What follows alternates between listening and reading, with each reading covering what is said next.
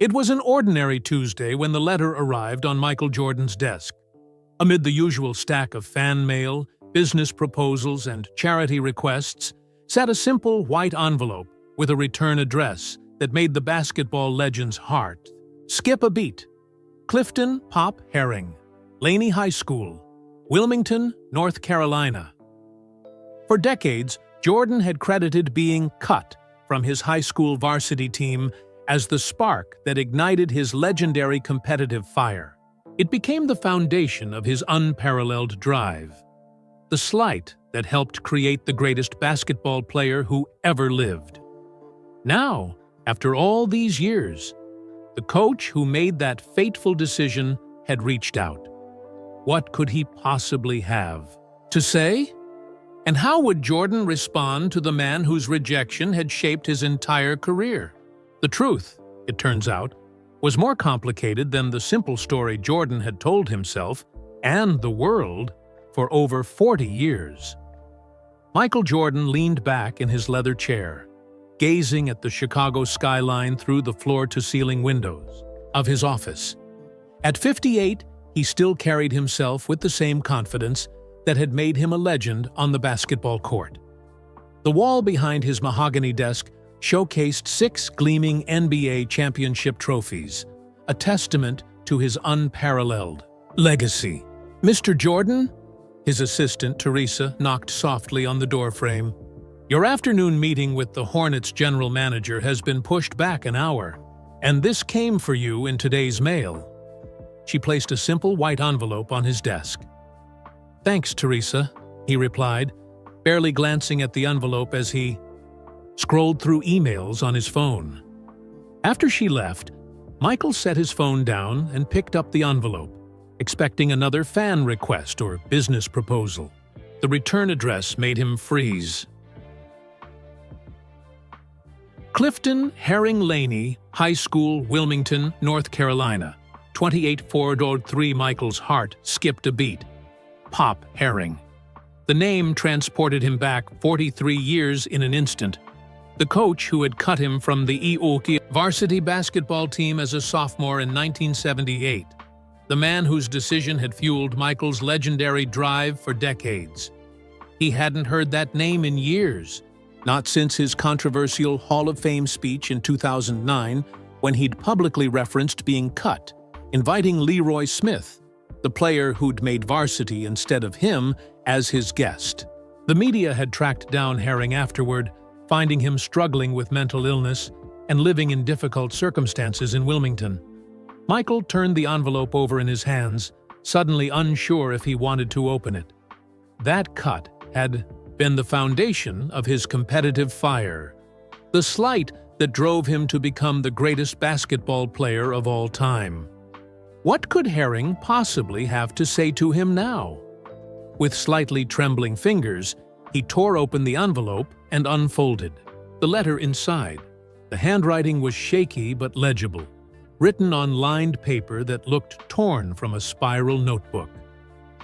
"Dear Michael, you might be surprised to hear from me after all these years. I'm having one of my good days, and my friend Marcus is helping me write this letter. The doctors say I have my clear moments, and I wanted to use one to reach out to you. I've watched your whole career from that small TV in my room. 6 championships, 5 MVPs, the shot against Utah, the flu game, everything. I tell everyone who visits me that I once coached Michael Jordan, though not many believe me anymore. I'm writing because there's something I need to say to you before my mind slips away again. It's about that year at Laney, 1978. I've heard you mention being cut many times over the years. I saw what you said at your Hall of Fame speech. Michael, I never cut you because you weren't good enough." Michael paused, his brow furrowing as he continued reading. "We had 15 spots on varsity, and we already had seniors who played your position. You were 5'10" then, skinny as a rail. I put you on JV so you could play every minute of every game, develop your skills, and be the star instead of sitting on the varsity bench. I saw something special in you, but you needed playing time to grow. I never told you my thinking back then. Maybe I should have. Maybe it would have made a difference. But watching what that decision did for you, how it lit a fire that turned you into the greatest ever, maybe it all worked out exactly as it was supposed to. The truth is, Michael, I've been proud of you every step of the way. When my mind is clear enough to understand, I've cheered for every championship, every award. In my darkest times, thinking about your success has been a bright spot. I don't want anything from you. I'm not asking for money or help. Marcus says I should, given my situation. But that's not why I'm writing. I just wanted you to know the truth while I still can share it. You didn't need to prove anything to me. I already knew what you would become. Sincerely, Coach Clifton, Pop Herring. At the bottom was a postscript in different handwriting. P.S. I'm Marcus Washington, Coach Herring's former student and caretaker. He wanted to write this letter himself during a period of clarity. His schizophrenia has progressed, but he insisted on reaching out to you. If you wish to respond, please use the address above. Thank you for reading his words. Michael set the letter down, his mind racing. For decades, the story of being cut had defined him. I've failed over and over again in my life, and that is why I succeed, he had famously said. The rejection had fueled everything: the pre-dawn workouts, the relentless pursuit of perfection, the merciless competitiveness that made teammates both fear and revere him. What if that narrative, the one that drove him to greatness, had been built on a misunderstanding? He stood up and walked to the window, staring out at the city where he had become a legend. Chicago had embraced him, celebrated him, immortalized him with a bronze statue outside the United Center, showing him soaring through the air. The statue was built on the myth of the underdog who had been rejected and fought back to become untouchable. Michael thought about Pop Herring, the man he had resented for years before turning that resentment into motivation. He remembered him now, younger, stronger, always with a whistle around his neck, instructing players with firm confidence. Not the struggling man described in news articles after the Hall of Fame speech, battling schizophrenia and living in near poverty. He picked up the framed photo on his desk, his father, James Jordan, standing proudly beside him after his first championship in 1991. "What would you say about this, Dad?" he whispered. His father had always been his biggest supporter, the man who built a basketball court in their backyard, who taught him to turn disadvantages into advantages. James had been gone for 30 years now, murdered in 1993, a loss that had driven Michael from basketball to baseball and back again. Michael returned to his desk and read the letter once more. The words blurred slightly as unexpected emotion welled up in his eyes. For a man who had turned every slight, real or perceived, into motivation, this revelation was disorienting. He pressed the intercom button. "Teresa, cancel my meetings for the rest of the day." All of them? Even the call with Nike about the new Air Jordan release? "All of them," he confirmed. "And find me the contact information for the Michael Jordan Foundation. I need to make some arrangements." Michael sat, back in his chair, the letter still in his hand. The competitive fire that had defined his life had been built on a story he had told himself for decades: that he wasn't good enough, that he had been rejected, that he needed to prove everyone wrong. Now, a frail man with a failing mind had reached across the years to tell him a different truth. Not that he wasn't good enough, but that a coach had made a development decision for a promising but raw sophomore who needed playing time to grow. The question that now burned in Michael's mind wasn't about the past, but about the future. How would he respond to Pop Herring's letter? What would the world's most legendary competitor say to the man whose decision had inadvertently shaped his unmatched drive for greatness? Michael Jordan, who had always known exactly what to do on the basketball court, found himself uncertain about his next move. Michael Jordan closed his eyes and let his mind drift back to Wilmington, North Carolina. 1978. The memories came flooding back like a tide rushing onto Wrightsville Beach. Their modest house on Gordon Road stood out in his memory, white siding, small front yard, and the driveway where his father James had installed the basketball hoop that would change everything. It wasn't fancy, just a backboard bolted to a pole with a rim that sometimes tilted after hard dunks, but it was where Michael's dream began. Michael Jeffrey Jordan, his mother Dolores's voice echoed from the past. Have you finished your homework before going outside?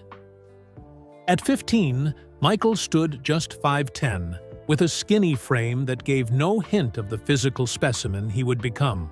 His mother, a bank teller who valued education above all else, made sure her children understood that schoolwork came before sports. Yes, Mama, young Michael would reply, sometimes truthfully, sometimes not.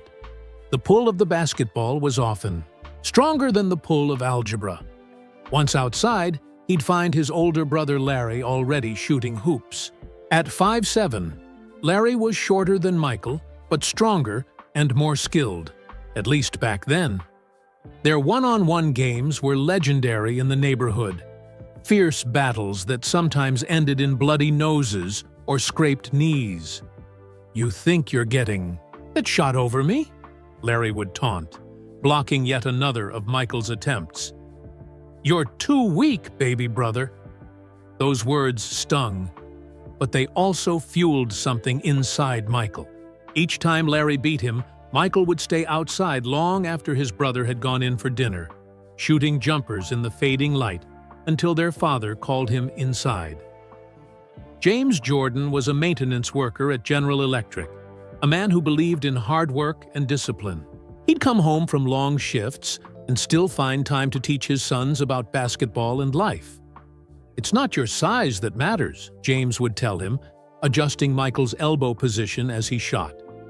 "It's your heart. You keep working when everyone else quits."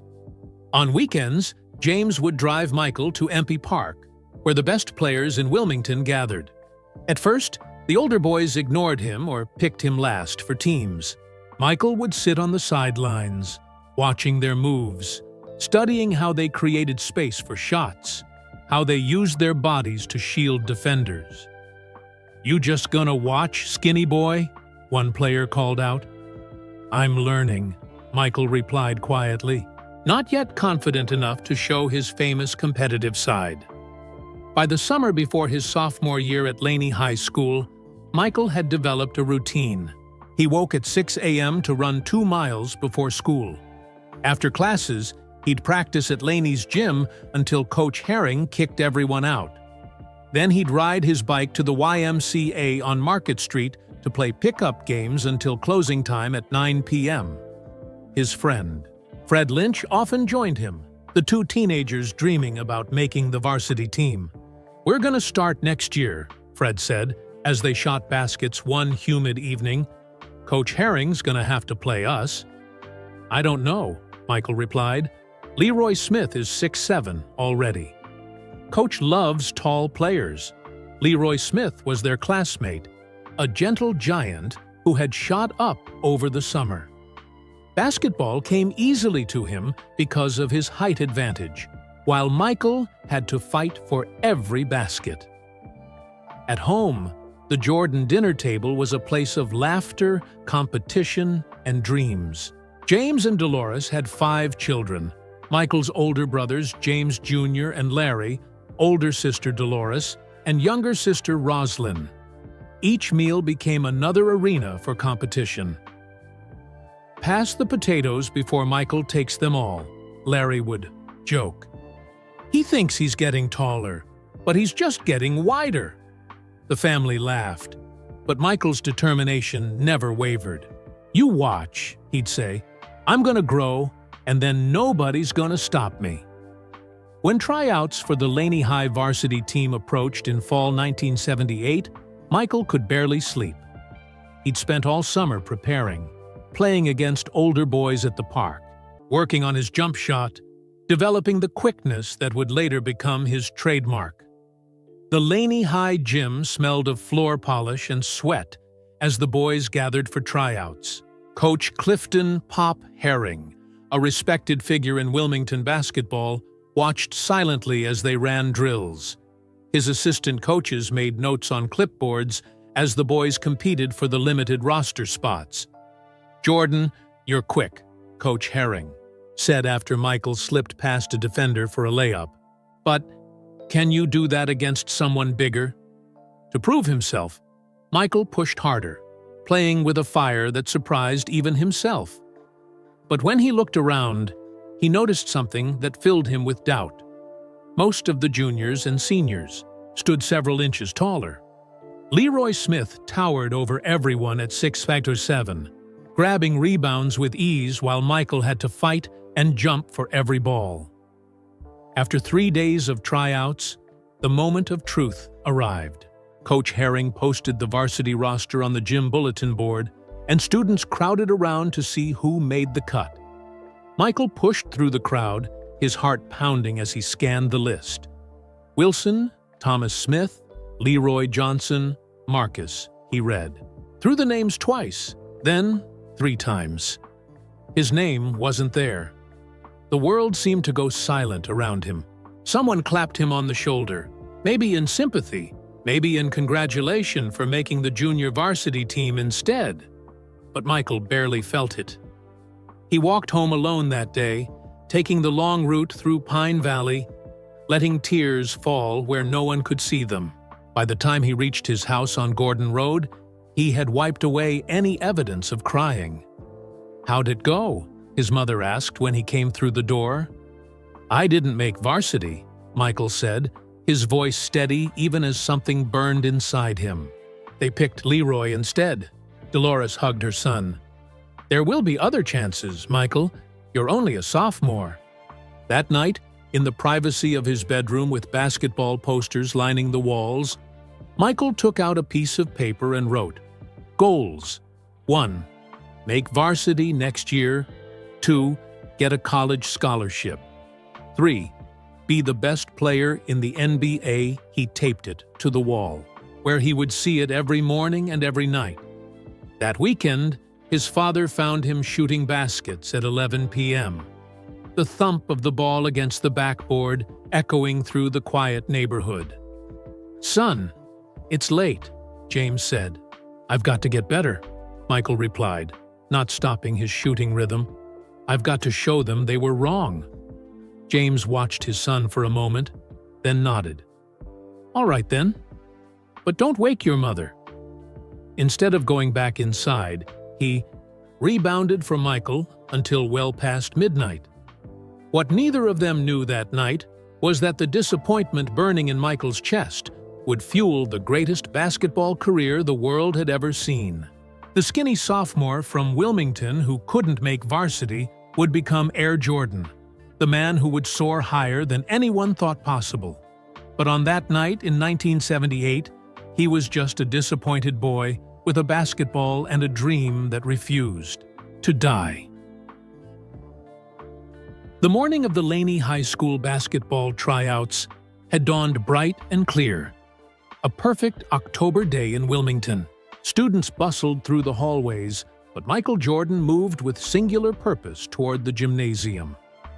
The wooden double doors of the Laney High gym swung open to reveal a polished hardwood floor, gleaming under fluorescent lights. The smell of floor wax mixed with sweat from earlier gym classes filled the air. Sneakers squeaked against the shiny surface as boys warmed up, dribbling basketballs that echoed throughout the cavernous space. Coach Clifton "Pop" Herring stood at center court, clipboard in hand, whistle dangling from his neck. At 32, Herring was already a respected figure in Wilmington basketball circles. Tall and lean with observant eyes that didn't miss much, he had played college ball at Wilmington College before returning to coach at Laney.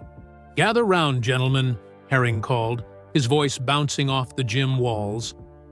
30 hopeful boys formed a semicircle around him, all with the same dream: to wear the Laney Buccaneers varsity uniform. Michael, one of the youngest at 15, found himself standing next to his friend Leroy Smith, whose 6'7" frame towered over Michael's 5'10" body. "We've got 45 minutes today," Coach Herring explained. "We'll run drills first, then scrimmage. Assistant coaches will be taking notes. Remember, we only have 15 varsity spots, and some of those are already locked up by returning players." Michael glanced around, noting the juniors and seniors who had filled out over the summer, their stronger builds making his skinny arms seem even more spindly by comparison. But what he lacked in size, he made up for in quickness and determination. "Layup." "Lines!" Herring barked. "Let's go!" The boys split into 2 lines at opposite ends of the court. When Michael's turn came, he drove hard to the basket, his feet barely seeming to touch the ground. He finished with a smooth layup that drew a nod from one of the assistant coaches. Next came shooting drills. Michael's jump shot was still developing, a bit flat in its trajectory, but he made most of his attempts from mid-range. His form wasn't perfect, but there was a natural fluidity to his movement that caught Coach Herring's eye. Jordan, Herring called, "Try using more wrist snap on your release." Michael nodded, adjusted, and his next shot swished through the net. The defensive drills revealed both Michael's strengths and weaknesses. His lateral quickness allowed him to stay in front of faster opponents, but when matched against taller boys like Leroy Smith, he struggled to contest shots without fouling. "Smith," Coach Herring noted, "good use of your height. Jordan, you're quick, but you've got to learn to defend without reaching." When scrimmage time arrived, Michael was placed on the second unit, wearing a mesh penny against the first team, which featured mostly juniors and seniors. The game moved faster than Michael was used to from playground basketball. He found himself a step behind at times, but his competitive instinct kicked in. On one play, he stole the ball from a senior guard and raced down court for a layup that drew cheers from the sidelines. "That's the way, Jordan," Herring called. But moments later, Michael forced a difficult shot over 2 defenders instead of passing to an open teammate.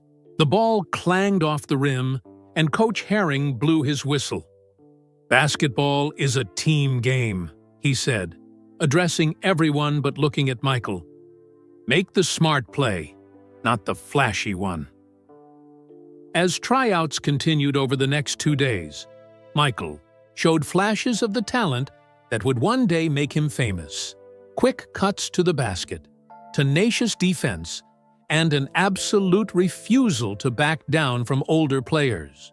But he also showed his rawness, forcing shots, occasionally missing defensive assignments, and struggling against the physical strength of upperclassmen.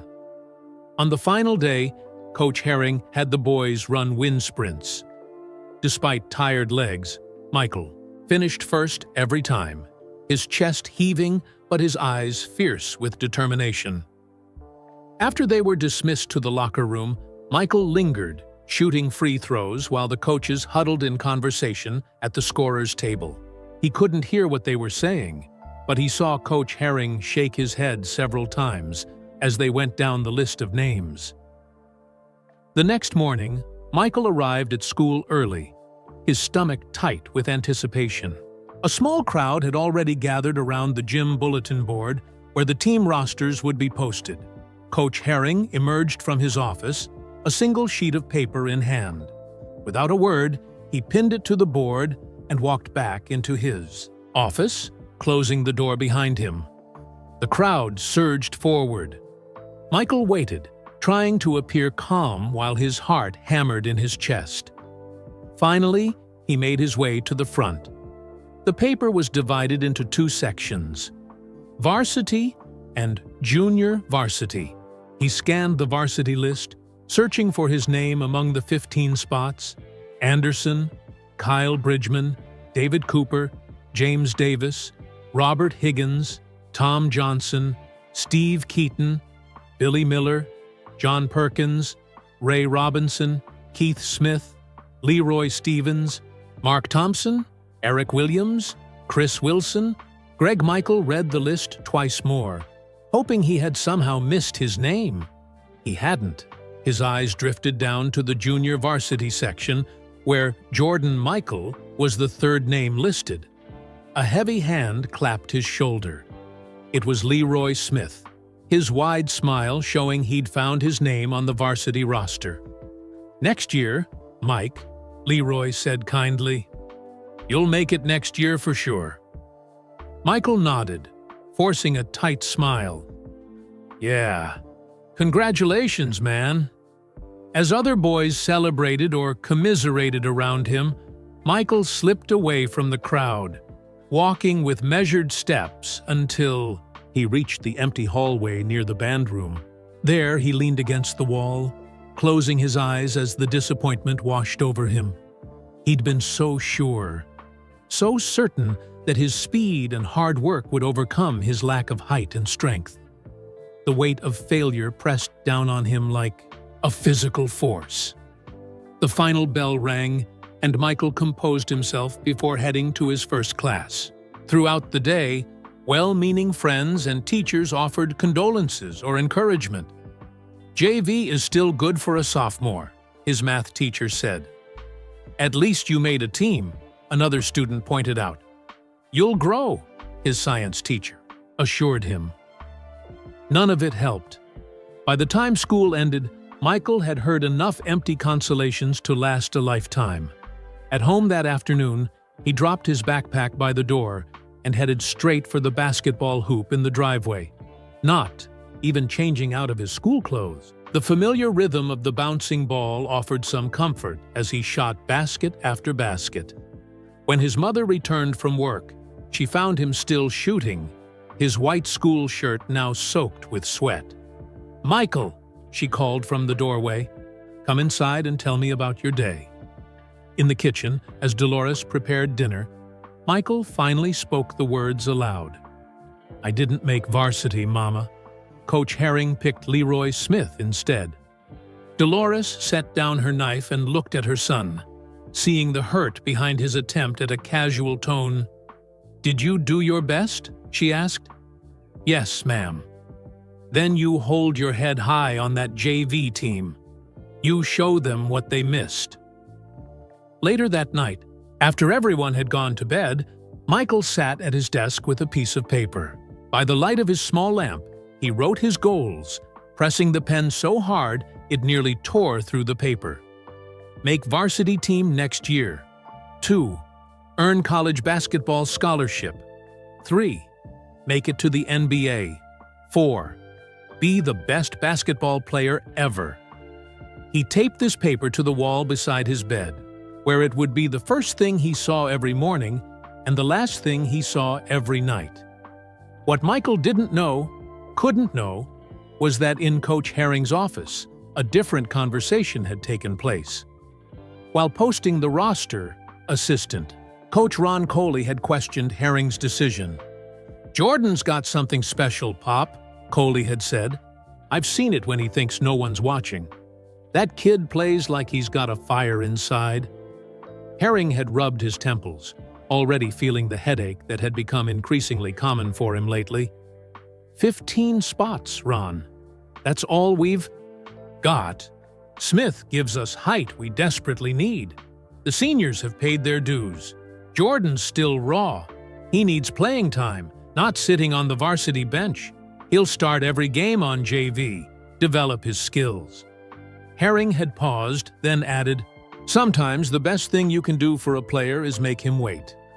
Neither man could have predicted that this decision, this cut that wasn't really meant as a rejection, would help forge the greatest basketball player the world would ever see. The Laney High School junior varsity gym was smaller than the main gymnasium, with lower ceilings and bleachers that only stretched halfway up the wall. But, to the players on the court, it might as well have been Madison Square Garden. Michael Jordan dribbled at the top of the key, sweat dripping down his face despite being only 5 minutes into the first JV game of the season.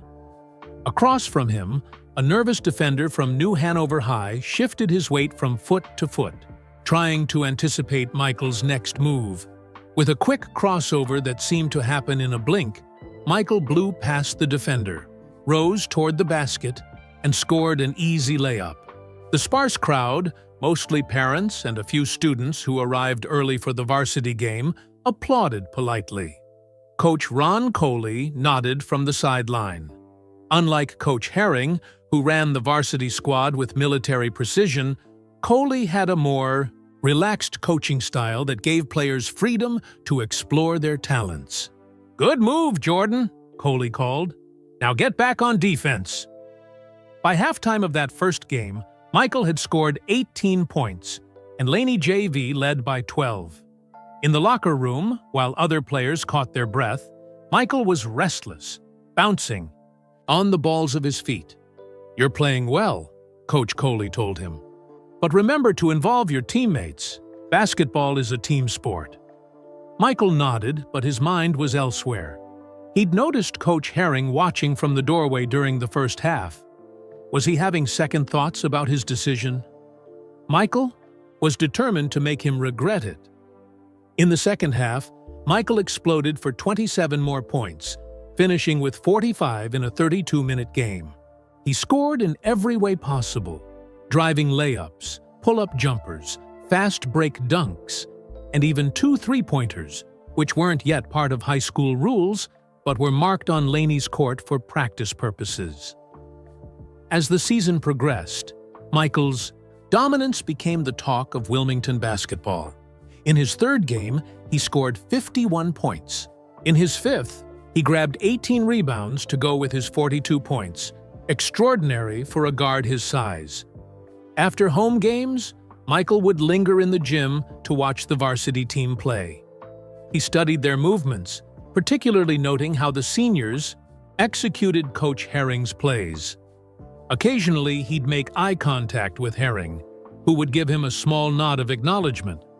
The JV team went undefeated through their first 10 games, with Michael averaging over 40 points per contest. Coach Coley, recognizing the unique talent he was coaching, gave Michael more freedom than the other players. "I've never seen anything like it," Coley told his wife after a particularly impressive game. "The kid plays like he's possessed." The midpoint of the season, rumors began circulating that Michael might be moved up to varsity. In the school cafeteria, varsity players discussed the possibility. "We could use his scoring," one senior admitted. "He's still too small to play against bigger schools," another argued. Michael heard these discussions but never participated in them. He channeled everything into his game. During Christmas break, when most students were enjoying time off, Michael convinced the janitor, Mr. Jenkins, to unlock the gym every morning at 6 a.m. For 3 hours each day, he worked on his weaknesses, his left-handed dribble, his defensive footwork, and especially his jump shot. When school resumed in January, Michael had grown almost an inch and added noticeable muscle to his frame. His game had evolved too. He no longer relied solely on his speed to score, but had developed a reliable jumper from 15 feet. In a late-season game against rival Jacksonville High, Michael put on a show that people in Wilmington would talk about for years. With several college scouts in attendance to watch Jacksonville's senior center, Michael scored 52 points in a game that JV teams usually played in relative obscurity. "Who's the skinny kid?" one scout asked Coach Coley after the game. "That's Michael Jordan, remember the name." The varsity team, meanwhile, was struggling through an inconsistent season. Without enough height or scoring, they hovered around 500, unusual for a Laney team coached by Herring. After a particularly tough varsity loss, Michael approached Coach Herring in the empty gym as he collected equipment. "Coach," Michael said, his voice steady despite his nervousness, "I think I can help the varsity team." Herring looked at the sophomore for a long moment before responding, "You're doing exactly what you need to be doing right now, Jordan." Herring's voice was firm but not unkind. "Trust the process." Those 4 words, "trust the process," stuck with Michael, though not in the way Herring intended. To Michael, it sounded like another adult telling him to wait his turn, to be patient, and patience had never been his strong suit. The JV season ended with a perfect 19-0 record. Michael averaged 42.6 points per game, a Laney JV record that would stand for decades. In the team's final game, Coach Coley designed a play for another player to take the last shot, but Michael called an audible and hit the game winner himself. "That wasn't the play we called," Coley said afterward, trying to sound stern but unable to hide his smile. "I wanted to win," Michael replied simply. As winter turned to spring, Michael grew another inch and devoted himself to weight training. The basketball season was over, but his personal mission was just beginning. At the YMCA on Market Street, he joined adult leagues where he could test himself against stronger, more experienced players. He showed up at the Empey Park courts every evening, challenging the best players in Wilmington. "You think you can guard me?" he'd ask older boys who had once dismissed him. Most couldn't. By summer, word had spread about the Laney High sophomore, who played with unmatched intensity. College coaches making recruiting visits to Wilmington began asking about him. Though still undersized for his position, there was something undeniable about his game. A combination of skill, athleticism, and fierce competitiveness that couldn't be taught. Michael saved his lawn mowing money to attend Coach Herring's basketball camp that summer. Though technically too old for the camp, he volunteered as a counselor so he could participate in the coach's games in the evenings. "He's got a different look in his eye now," Herring told his assistant Ron Coley as they watched. "Michael dominate a scrimmage against college players visiting the camp. It's like he's playing against ghosts we can't see." What no one at Laney knew was that Coach Herring had begun experiencing troubling symptoms: mood swings, occasional confusion, headaches that lasted for days. He kept these struggles private, focusing on basketball as his constant. When Michael returned to Laney for his junior year, he had grown to 6'1" and added 15 pounds of muscle. His transformation shocked everyone: teachers, classmates, and especially Coach Herring, who had expected improvement, but not this complete metamorphosis. Varsity tryouts that fall weren't really tryouts for Michael, just a formality. The question wasn't whether he would make the team, but how dramatically he would change it. As October 1979 arrived, bringing with it a new basketball season, Michael stood at the threshold of the varsity journey that would eventually lead him beyond North Carolina, beyond the NBA, and into the realm of global icon. But on that brisk autumn day, he was simply a high school junior with something to prove, to his coach, to his school, and most importantly, to himself. The cut that had once brought tears now fueled a fire that would never stop burning. Michael. Jordan's varsity debut for the Laney Buccaneers came against New Hanover High in November 1979. The main gymnasium was packed, unusual for an early season game. Word had spread about the junior guard who had torn through JV competition the previous year. Coach Pop Herring paced the sideline, occasionally rubbing his temples to ease the headache that had become his constant companion. He'd designed a conservative game plan that didn't rely too heavily on his newly promoted junior. "Remember," Herring told the team in the locker room, "we play Laney basketball, disciplined, together." Michael nodded along with his teammates, But inside, a different voice was speaking. Show them. Show everyone. When the buzzer sounded and the game began, it took exactly 16 seconds for Michael to make his first varsity basket. A steal and breakaway dunk that brought the crowd to its feet. By halftime, he had 18 points, and Laney led by 12. In the second half, New Hanover adjusted their defense, double-teaming Michael whenever he touched the ball. It didn't matter.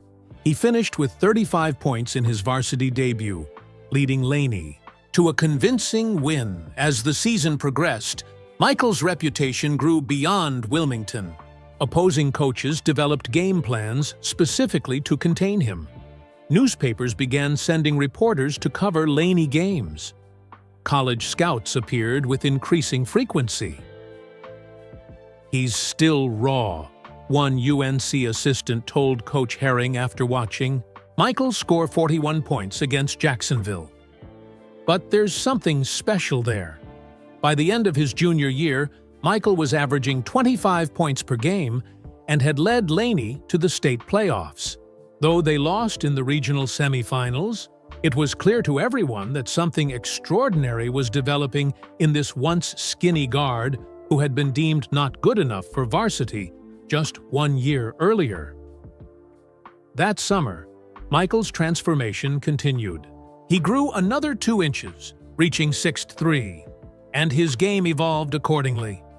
No longer just a slasher who relied on speed, he developed a deadly mid-range jump shot and improved his ball handling to near-magical levels.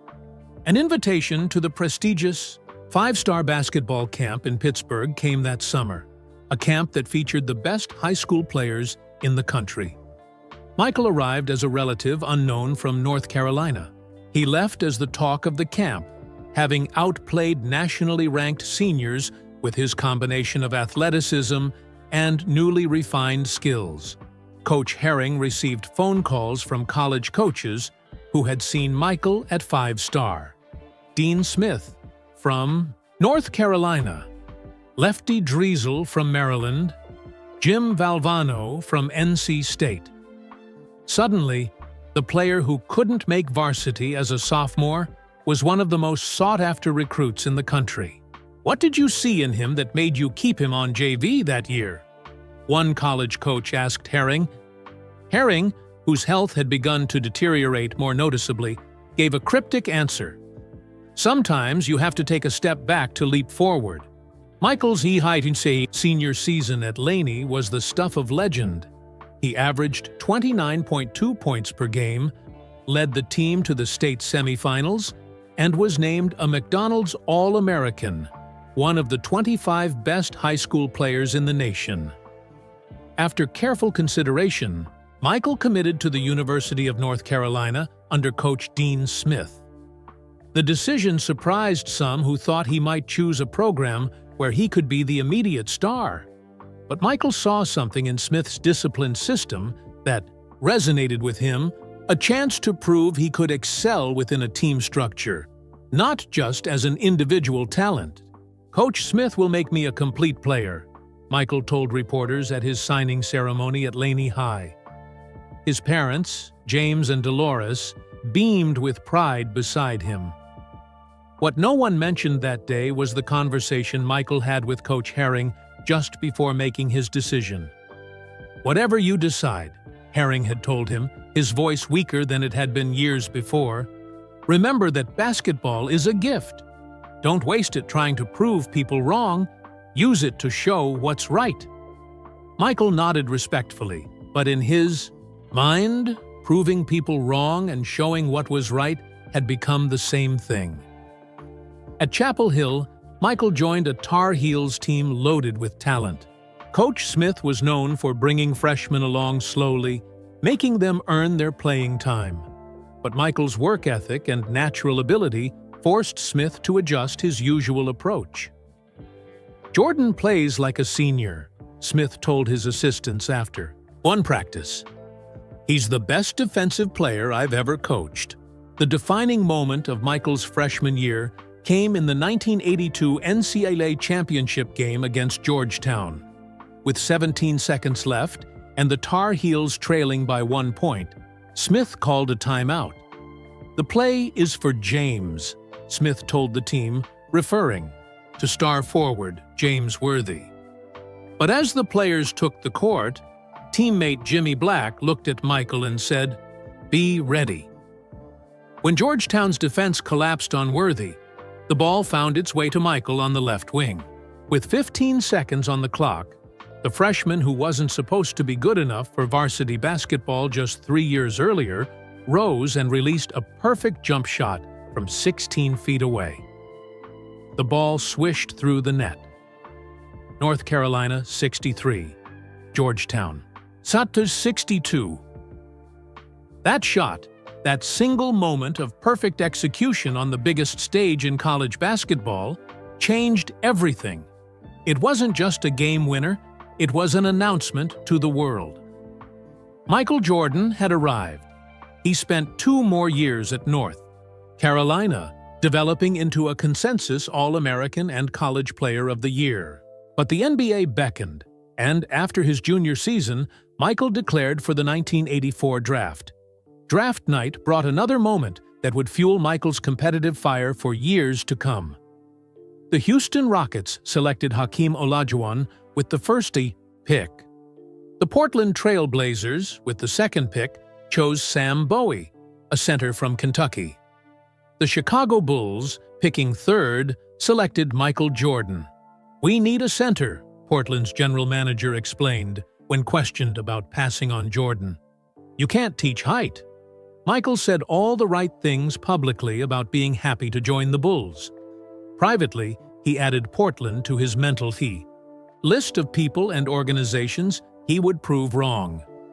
Chicago in 1984 was a basketball wasteland. The Bulls had missed the playoffs in 3 of the previous 4 seasons and played before sparse crowds at Chicago Stadium. The team was considered an afterthought in a city dominated by the Bears, Cubs, and White Sox. From his first practice with the Bulls, Michael changed the culture. His competitive intensity in training sessions stunned veterans. His aerial acrobatics in games amazed fans. His work ethic, first to arrive, last to leave, set a new standard. "This kid plays like his life depends on winning," Bulls coach Kevin Lockery observed. Michael's rookie season was a revelation. 28.2 points per game, Rookie of the Year honors, and an All-Star selection. Though the Bulls lost in the first round of the playoffs to the Milwaukee Bucks, it was clear that Chicago had found a generational talent. What no one could have predicted was just how far that talent would take him, and the game of basketball, in the years to come. The skinny sophomore who couldn't make varsity at Laney High had become the most exciting player in the NBA, and he was just getting started.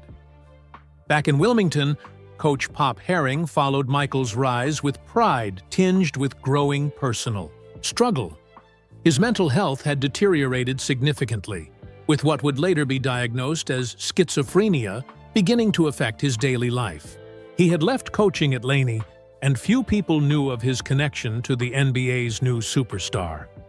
In a rare moment of clarity, Herring told a friend, "I never cut Michael Jordan.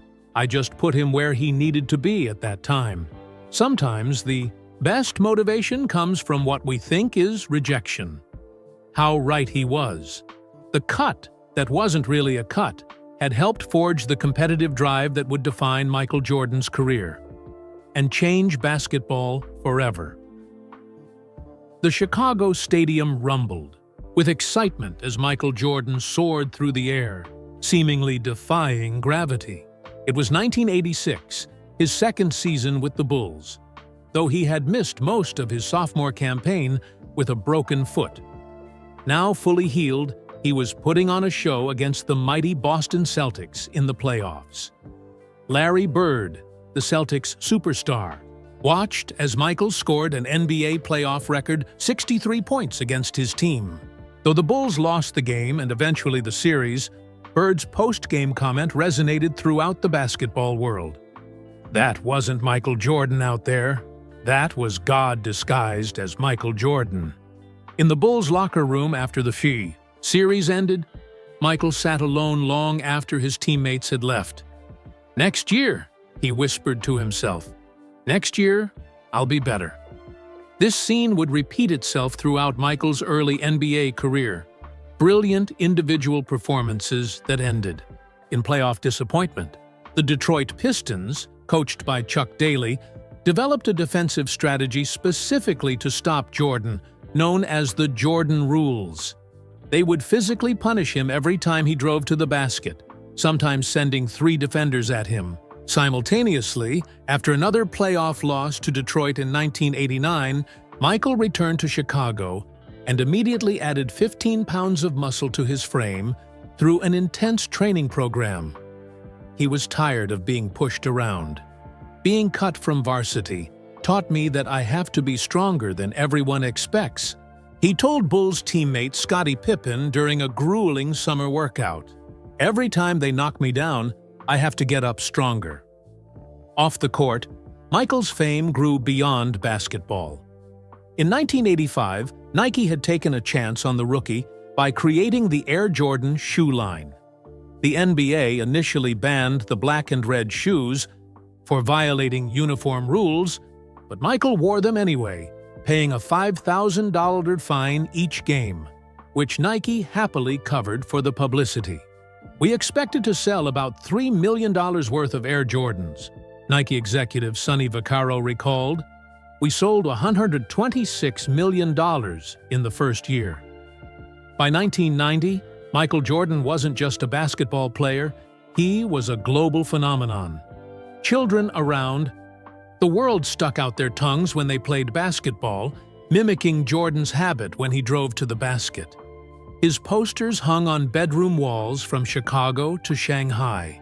The Jumpman logo, a silhouette of Jordan soaring for a dunk with legs spread wide, became one of the most recognizable symbols in sports. "Be like Mike," the famous Gatorade commercial urged, and millions tried to do just that. Yet for all his commercial success, championship glory eluded him. The Pistons eliminated the Bulls from the playoffs 3 straight years. Critics began to whisper that Jordan was a spectacular individual talent who couldn't lead a team to a title. Those whispers fueled him just as much as the memory of being cut from varsity. Every doubt, every criticism became another reason to work harder. In 1990, the Bulls hired Phil Jackson as head coach. Jackson implemented the triangle offense, a system that encouraged ball movement and prevented opponents from focusing solely on stopping Jordan. He also helped Michael understand that for the Bulls to win championships, he needed to trust his teammates more. "Your biggest challenge isn't the Pistons," Jackson told Michael during a private meeting. "It's finding the balance between your incredible individual talent and the needs of the team." The 1990-91 season marked the turning point. Michael averaged 31.5 points per game while improving his efficiency, shooting a career-best 53.9% from the field. More importantly, he involved his teammates more than ever before. The result was magical. The Bulls won 61 games in the regular season, then stormed through the playoffs, finally conquering their nemesis Pistons before defeating Magic Johnson and the Los Angeles Lakers in the NBA Finals. As Michael held his first championship trophy, tears streamed down his face. NBC cameras captured the emotional moment as he clutched the trophy, his father James by his side. "This is for everyone who ever doubted me," he said later in the locker room celebration. "Everyone who said I wouldn't make it." In Wilmington, former teammates and coaches watched with pride. Ron Coley, his JV coach, smiled knowing he had played a small role in the journey. But Pop Herring, whose mental health had continued to deteriorate, was largely unaware of the success of his former player. Schizophrenia had taken him away from basketball and into a world of confusion and struggle. Michael's Bulls went on to win 2 more championships in 1992 and 1993, establishing a dynasty. His fame grew to unprecedented levels as part of the 1992 Olympic Dream Team, which showcased American basketball talent to the world. Then tragedy struck. In July 1993, James Jordan, Michael's father and closest confidant, was murdered while napping in his car at a North Carolina rest stop. The senseless crime devastated Michael, who had always been exceptionally close to his father. 3 months later, Michael shocked the world by announcing his retirement from basketball at age 30. "My father always saw me play baseball when I was younger," Michael explained at a packed press conference. "Maybe it's time to try something he always wanted me to do." He signed a minor league contract with the Chicago White Sox organization, also owned by Bulls owner Jerry Reinsdorf, and spent the 1994 season riding buses to small towns, batting .202 for the Birmingham Barons Double-A team. Critics mocked the attempt, calling it a vanity project. But those closest to Michael understood he was processing his grief in the only way he knew how, through competition, while honoring his father's memory. In March 1995, with the Bulls struggling without him and baseball on strike, Michael returned to basketball with a simple press release. "I'm back." His first games showed rust, but by the 1995-96 season, Michael had returned to dominance with a vengeance. The Bulls won an NBA record 72 games that season, and Michael secured his 4th championship, falling to his knees in tears after winning the title on Father's Day. "This was for Dad," he said simply. 2 more championships followed in 1997 and 1998, completing Michael's second three-peat. His final shot as a Bull was a 20-foot jumper, with 5.2 seconds remaining in Game 6 of the 1998 Finals against Utah, giving Chicago its 6th championship in 8 years. Michael retired again in 1999, though he would return for 2 final seasons with the Washington Wizards from 2001-2003. By then, his legacy was secure. 6 championships, 5 Most Valuable Player awards, 10 scoring titles, 2 Olympic gold medals. The skinny sophomore who couldn't make varsity had become the greatest basketball player of all time. Throughout his career, Michael referenced being cut from his high school team as motivation. In commercials, interviews, and speeches, he pointed to that moment as the spark that ignited his competitive fire. The story became part of his mythology, the rejection that created a champion. Few knew the full story of Coach Herring's decision, or how the coach's life had unfolded in the years since. Even fewer understood that the cut that helped create Michael Jordan's legendary drive wasn't really a cut at all, but a development decision made with the best intentions by a coach, who saw potential that needed time and space to grow. But the narrative of rejection and redemption was too powerful to abandon. It had carried Michael through too many challenges, inspired too many comebacks. The story of being cut had become as much a part of Michael Jordan as his fadeaway jumper or tongue-wagging dunks, and perhaps that was as it should be. After all, in sports, as in life, sometimes the stories we tell ourselves matter more than what actually happened. The fire that drove Michael Jordan changed basketball forever, inspired millions worldwide, and created a legacy that transcended sports. All because a sophomore who dreamed of varsity couldn't find his name on a list one October morning in Wilmington. While Michael Jordan soared to unprecedented heights of fame and fortune, Clifton "Pop" Herring's life followed a dramatically different trajectory. In the early 1980s, as Michael dominated college basketball at North Carolina, Herring continued coaching at Laney High School. He remained a respected figure in Wilmington basketball, known for his disciplined approach and ability to develop young talent. Few people noticed the occasional mood swings or moments of confusion that began to appear. Pop was always intense, During games, recalled David Bridgman, who played for Herring after Jordan graduated. But sometimes he'd stare off into space during practice, like he was hearing something none of us could hear. By 1985, as Jordan completed his rookie NBA season, the changes in Herring became impossible to ignore. He would sometimes forget plays he had taught for years. During one game, he called a timeout and couldn't remember his team's names. Assistant coaches covered for him, attributing these lapses to stress or fatigue. Ruby Herring, Pop's wife of 12 years, noticed more troubling signs at home.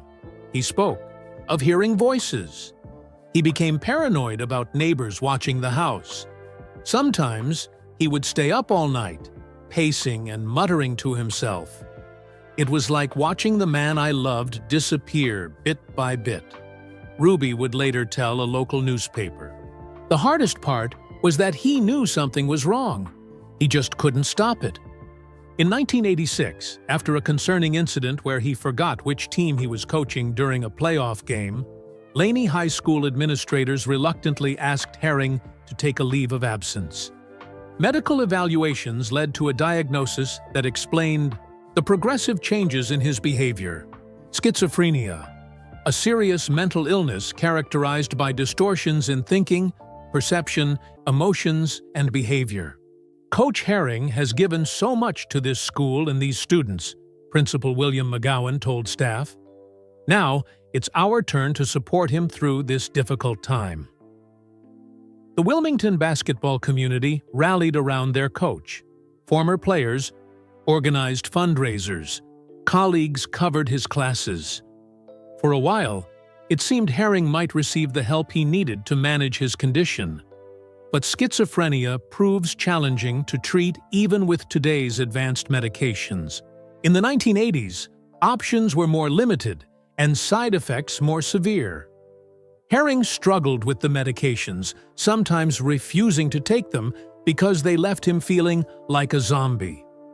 By 1988, as Michael Jordan was being named NBA Most Valuable Player for the first time, Herring's marriage had dissolved under the strain of his illness.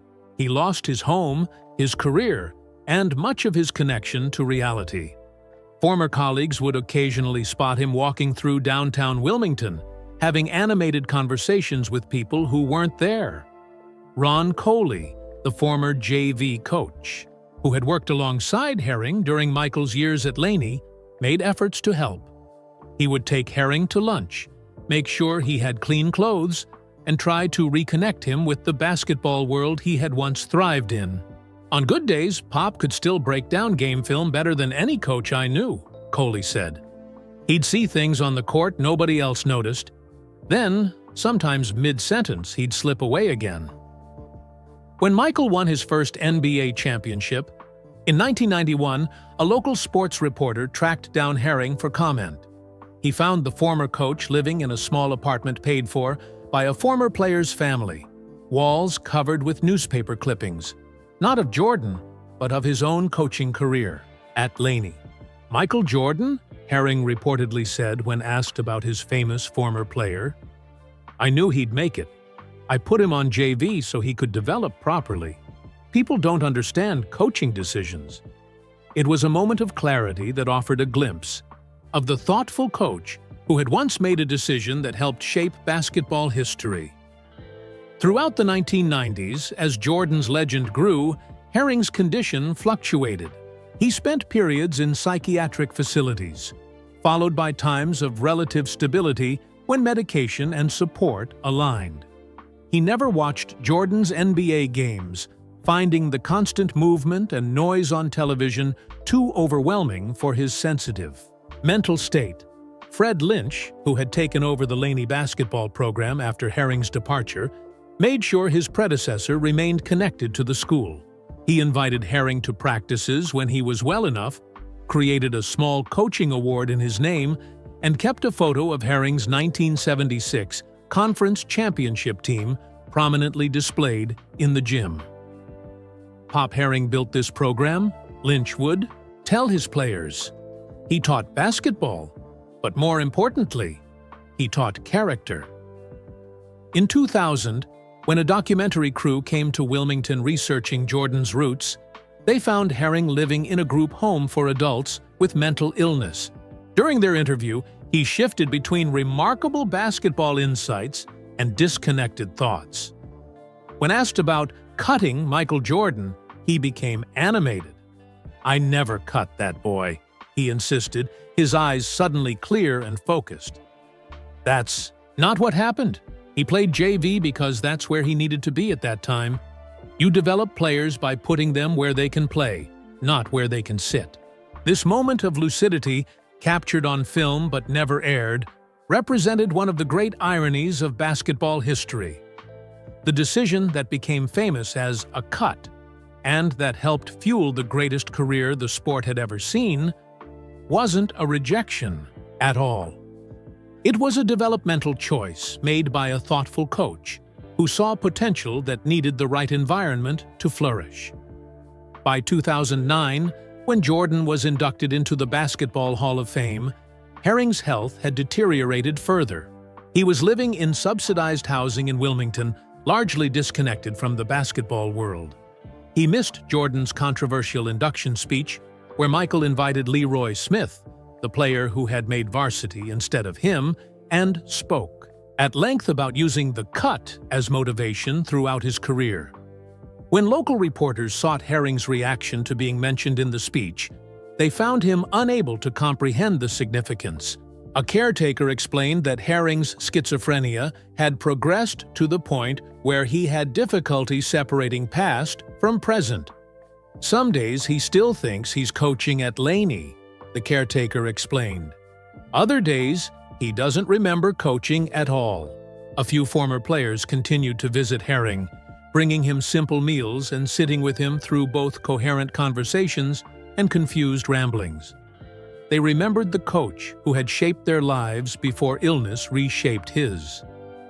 Marcus Washington, who had played for Herring in the early 1980s and later became a social worker, took a particular interest in his former coach's welfare. He helped coordinate Herring's care, ensured he made medical appointments, and advocated for better housing conditions. "Coach gave so much to all of us," Washington explained. "The least we can do is make sure he's treated with dignity." While Jordan's net worth soared into the billions and his brand became global, Herring subsisted on disability payments and the kindness of former players. The contrast couldn't have been more stark. The coach who had made a decision that helped create a legend now lived in obscurity. His brilliance glimpsed only in fleeting moments of clarity. Yet in those moments, there was never bitterness. During one such period in 2015, when a local newspaper published a retrospective on the 30th anniversary of Jordan being drafted, Herring told a visitor, "I'm proud of Michael. I'm proud of all my players who became good men." That's what coaching is really about. The cut that wasn't a cut had become central to Jordan's story. For Herring, it was simply one of thousands of coaching decisions he had made in a career cut short by mental illness, a career largely forgotten as his famous former player's legend grew. Two lives, connected by a single decision, had diverged in ways no one could have predicted that October morning in 1978 when a sophomore's name didn't appear on a varsity roster. On September 11, 2009, Springfield, Massachusetts, buzzed with excitement as basketball royalty gathered for the induction of Michael Jordan into the Naismith Memorial Basketball Hall of Fame. The Symphony Hall was packed with NBA legends, current stars, and fans lucky enough to secure tickets to this historic event. At 46, Michael Jordan looked every bit the successful businessman he had become. Tan and fit in a perfectly tailored brown suit, he sat on stage alongside fellow inductees John Stockton, David Robinson, Jerry Sloan, and C. Vivian Stringer. His mother Dolores, elegant in a cream-colored outfit, sat in the front row, beaming with pride. Next to her was a tall, middle-aged man most people didn't recognize. Leroy Smith. When the time came for Michael's speech, he approached the podium to thunderous applause. For 23 seconds, matching his famous jersey number, he stood silently as the ovation continued. Tears glistened in his eyes, but he quickly composed himself. "Thank you," Michael began. "I told all my friends I was going to come up here and be gracious, be nice, and say thank you. I'm going to try, but I guarantee it's not going to be a walk in the park for me." What followed was not the typical humble acceptance speech expected at such ceremonies. Instead, for nearly 23 minutes, Michael delivered what many would later describe as a settling of scores, a chance to address everyone who had ever doubted, challenged, or competed against him.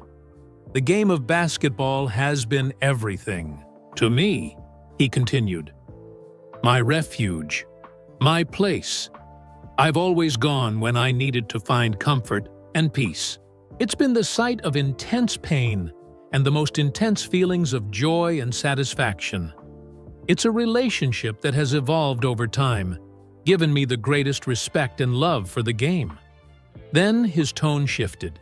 He pointed to former Bulls general, manager Jerry Krause, who had often claimed, "Organizations win championships, not players." "I don't think he'd be standing here without me," Michael said with a smirk. He mentioned his children, saying he wouldn't want to be them because of the pressure of living up to his legacy. He called out his high school teammate who made varsity when he didn't. "Leroy Smith, he's here tonight. He's still the same 6'7" guy he was when we were in high school," Michael said, gesturing to Smith in the audience. "He started the whole process with me, because when he made the team and I didn't, I wanted to prove not just to Leroy Smith, not just to myself, but to the coach that picked Leroy over me. I wanted to make sure you understood. You made a mistake." "Dude!" The audience laughed. But there was an edge to Michael's words. 31 years after not making varsity, the greatest basketball player of all time was still using that moment as fuel. "When he said that, I was shocked," David Bridgman, a former Laney teammate watching the broadcast from Wilmington, later recalled. "We all knew how competitive Mike was, but to still be so bothered by something from high school when you've won everything there is to win? That showed how deep it went for him." As he continued his speech, Michael acknowledged nearly everyone who had ever challenged him, from Isaiah Thomas to Brian Russell, the Utah Jazz player he famously pushed off, before hitting his final championship-winning shot. "I had to play Brian Russell in the finals," he said with a smile.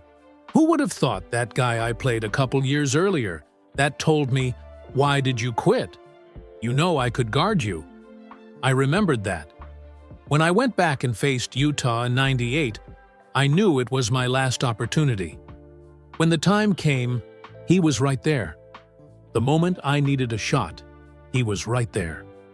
If I could start my career all over again, I would still end up right where I am today." The pattern became clear. Michael had stored away every slight, every challenge, every doubt, and transformed them into motivation. The varsity cut was just the first entry in a mental ledger he had kept throughout his career. Sports columnists around the country wrote scathing reviews of the speech. Petty, ungracious, and bitter were common descriptions. Others defended Jordan, arguing that his unquenchable competitiveness, even at his own Hall of Fame induction, was precisely what made him great. ESPN's Rick Riley wrote, "This wasn't a Hall of Fame speech. This was a roast. This was like watching Ali beat Ernie Terrell for 15 rounds. It was hard to watch." What none of the commentators knew was what was happening in Wilmington, North Carolina, as the speech aired. Pop Herring, the unnamed coach that picked Leroy over me in Jordan's speech, wasn't watching. He couldn't. His schizophrenia had progressed to the point where television overwhelmed his senses. Local reporters, sensing a story, tracked Herring down at a downtown Wilmington park where he often spent his days. When asked about Jordan's comments, Herring seemed confused by the question. Michael Jordan? Oh, he was a good player. Quick feet, Herring said, according to the Wilmington Star News reporter who found him. When pressed about the cut, Herring briefly found clarity. I never cut Michael. That's not what happened. He played JV, which is where he needed to be at that time. Varsity had seniors who had paid their dues. Then, as quickly as the moment of lucidity came, it passed, and Herring began talking about fishing in the Cape Fear River. The reporter, moved by the contrast between Jordan's global fame and wealth and his former coach's struggle with mental illness, wrote a thoughtful piece about Herring's condition. The article caught the attention of several sports networks, which sent crews to Wilmington to learn more about the coach who had cut Michael Jordan. They found a community protective of Herring. Former players, colleagues, and students described a once brilliant coach whose career and life had been derailed by mental illness. They spoke of his positive impact on hundreds of young men before his health declined. Ron Coley, Jordan's JV coach, gave several interviews explaining what really happened in 1978. Pop never cut Michael, Coley insisted. He made a developmental decision that probably helped Michael in the long run. But that's not as good a story as the great Michael Jordan got cut. So the myth persists. Back in Springfield after the induction ceremony, a reporter asked Jordan if he knew what had happened. To Coach Herring, I haven't kept up with him, Jordan admitted. Basketball is a big world, and we all go our separate ways after high school. When briefly told about Herring's struggles with mental illness, Jordan appeared genuinely surprised. I didn't know that, he said quietly. That's unfortunate. The reporter pressed further, asking if Jordan might reach out to his former coach or offer assistance. Uncomfortable with the question, Jordan's response was polite but non-committal. That's something I'd have to think about, he said before his handlers ended the interview. The Hall of Fame speech and subsequent media attention created an uncomfortable juxtaposition. One of the world's wealthiest athletes still harboring resentment toward a former coach who now lived in poverty, battling a devastating mental illness. Some criticized Jordan for appearing callous. Others defended him, pointing out that he couldn't possibly keep track of everyone from his past, and that his competitive mindset, including holding on to old slights, was what made him exceptional. In Wilmington, those who knew both men saw a more complex truth: two lives connected by a single decision, one that had helped shape a basketball legend while remaining just one of thousands of decisions made by a coach who would later lose so much to schizophrenia. The story of Michael Jordan being cut from his high school team had become basketball lore, repeated in motivational speeches and Nike commercials. The reality, a sophomore assigned to junior varsity for developmental reasons by a coach who would later battle mental illness, was more nuanced but less mythic. And in the world of sports legends, myth often matters more than reality. In the months following Jordan's Hall of Fame speech, several sports journalists began investigating what really happened at Laney High School in 1978. The narrative of Michael Jordan being cut from his high school team had become such an integral part of basketball lore that few had ever questioned its accuracy. Wright Thompson, a respected writer for ESPN, traveled to Wilmington in early 2010 to piece together the story. He spoke with former Laney players, assistant coaches, and school administrators who had been present during Jordan's sophomore year.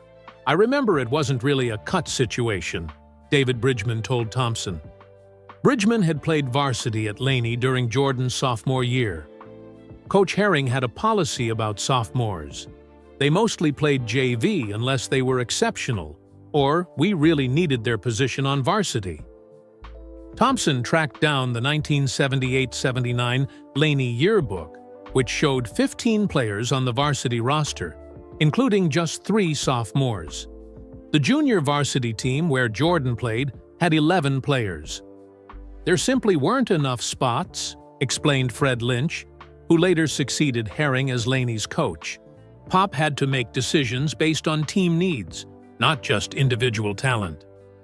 Ron Coley, Jordan's JV coach that year, provided the most illuminating perspective.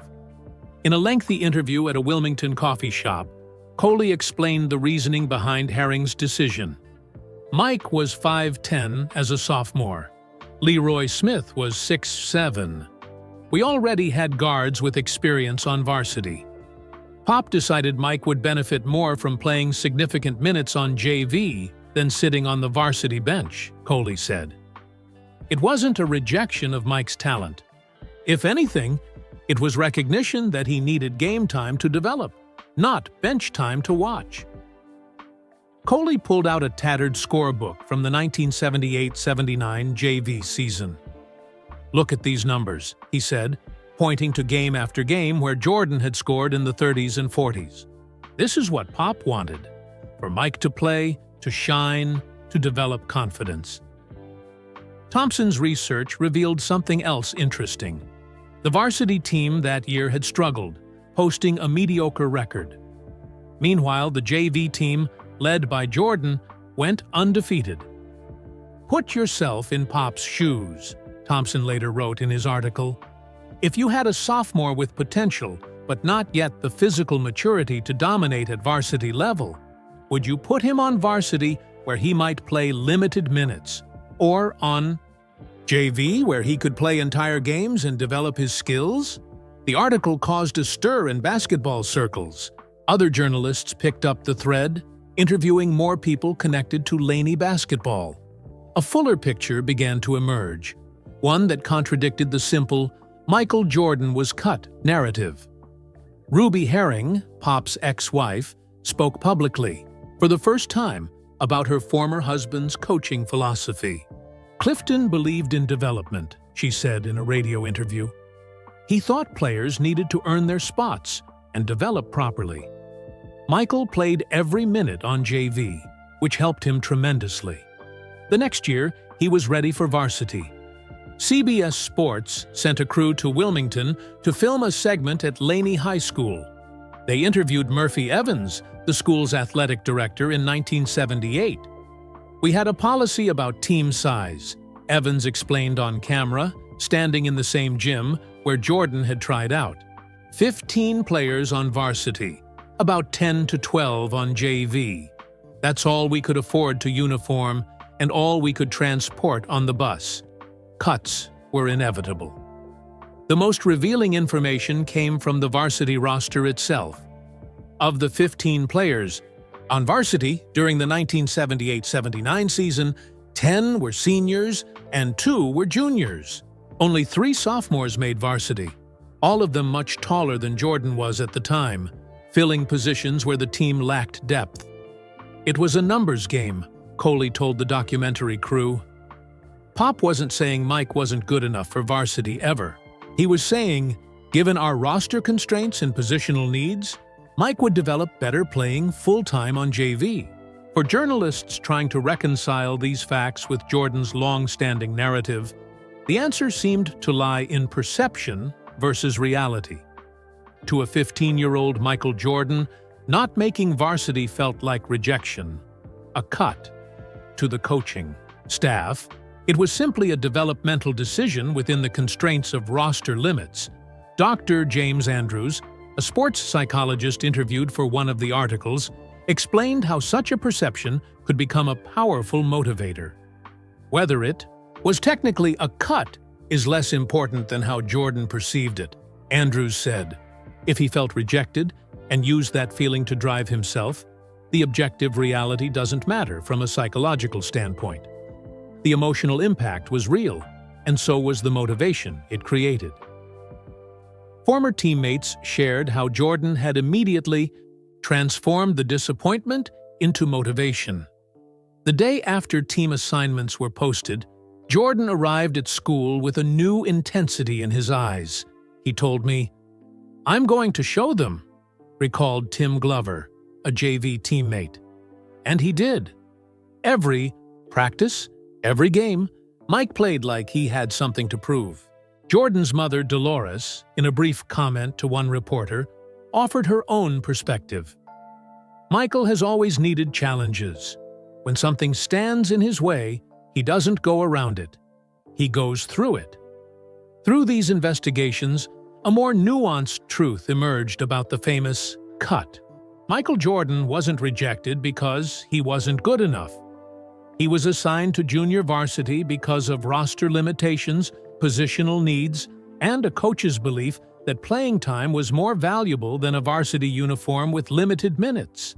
Yet, this more complex reality never replaced the simpler, more dramatic narrative of rejection and redemption that had become central to the Michael Jordan mythology. Nike commercials continued to reference Jordan being cut. Motivational speakers still used the story to inspire audiences, and Jordan himself never publicly corrected the record. Some speculated that Jordan knew the full story, but preferred the motivational power of the rejection narrative.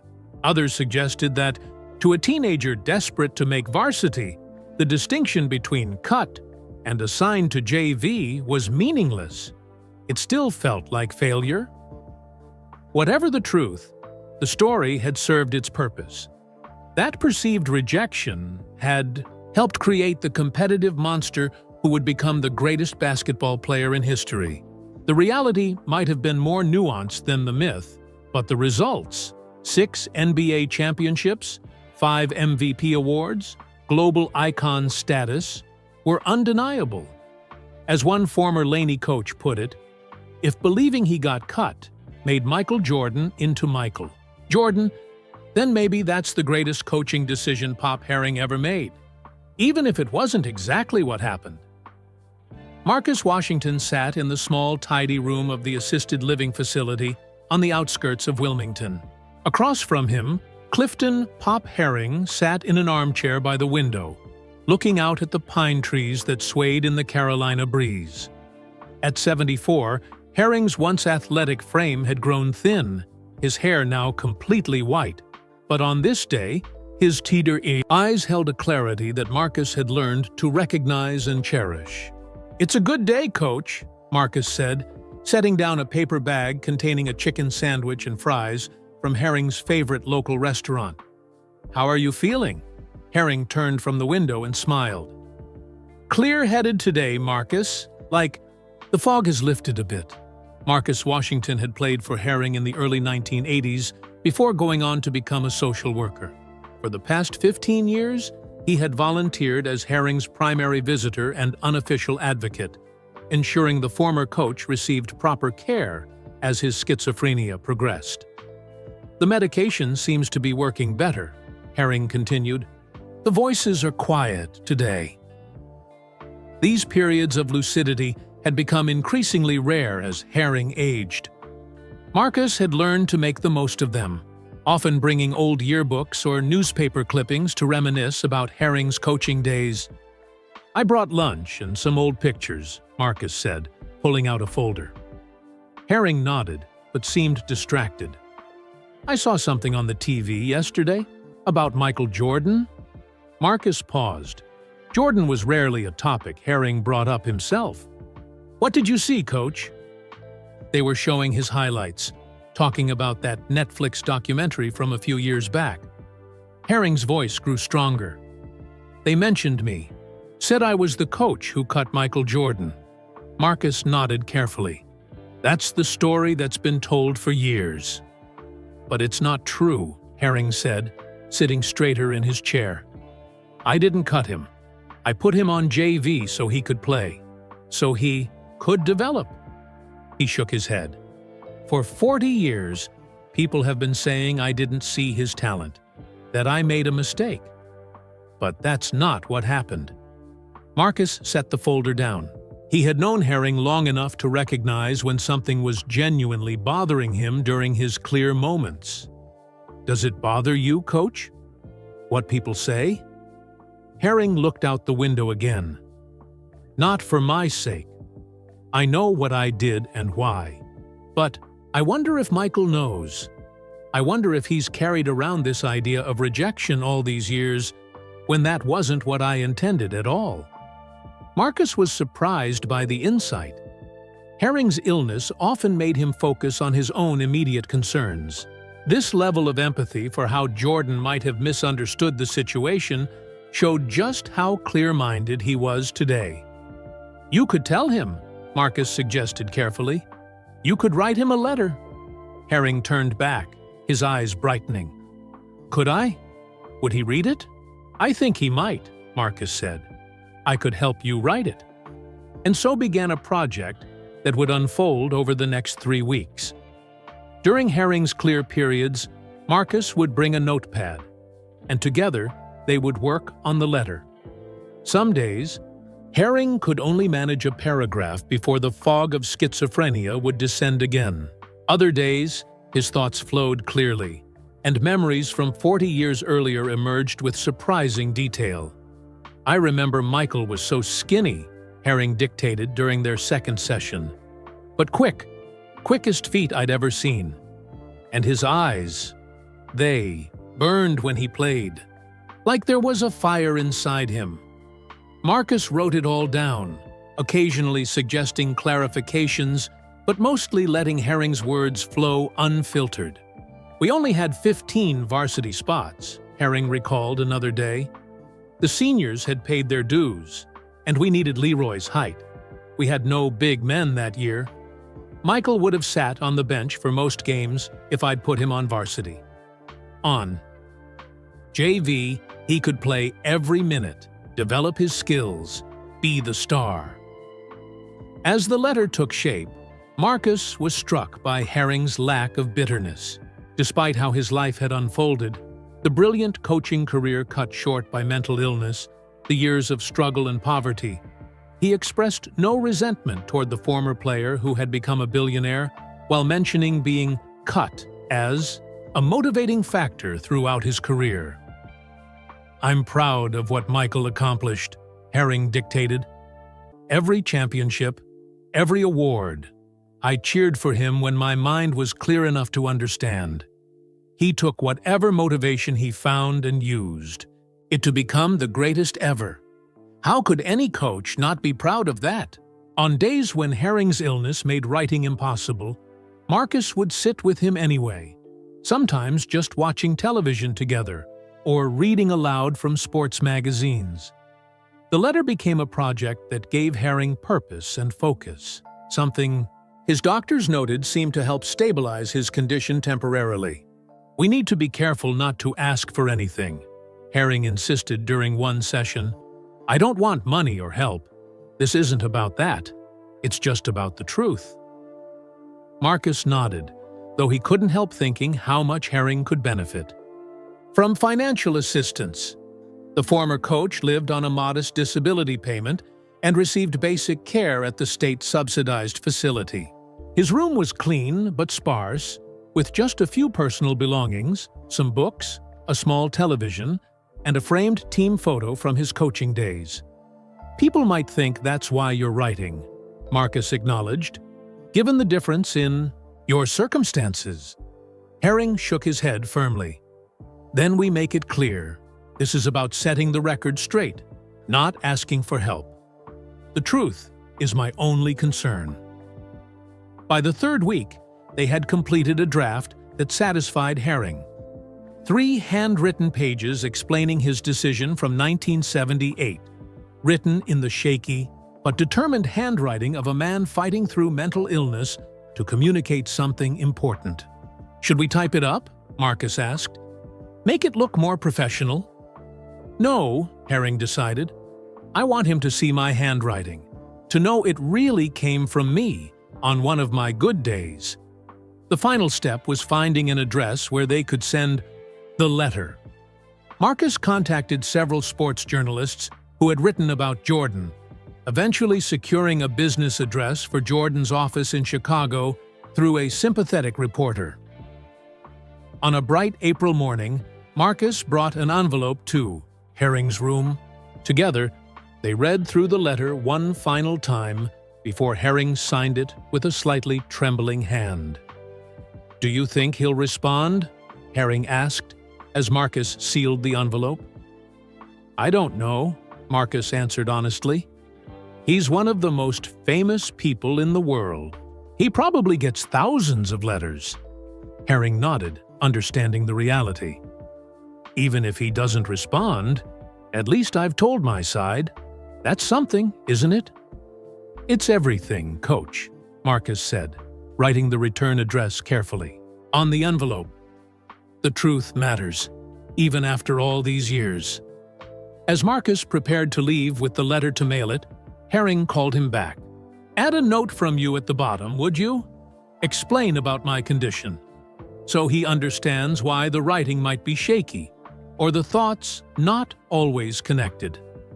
Marcus added a postscript explaining Herring's schizophrenia and his role as caretaker, then read it aloud for Herring's approval.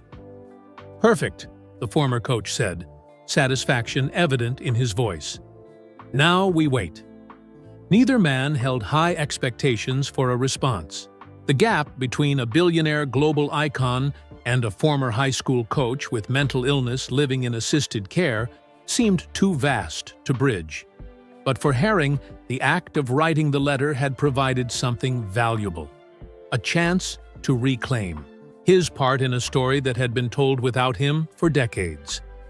The next day, Marcus mailed the letter from the post office on Front Street in downtown Wilmington, just a few miles from where a young Michael Jordan had once practiced his jump, shot at Empey Park, dreaming of greatness that would one day come. As the letter began its journey to Chicago, Herring's moment of clarity began to fade.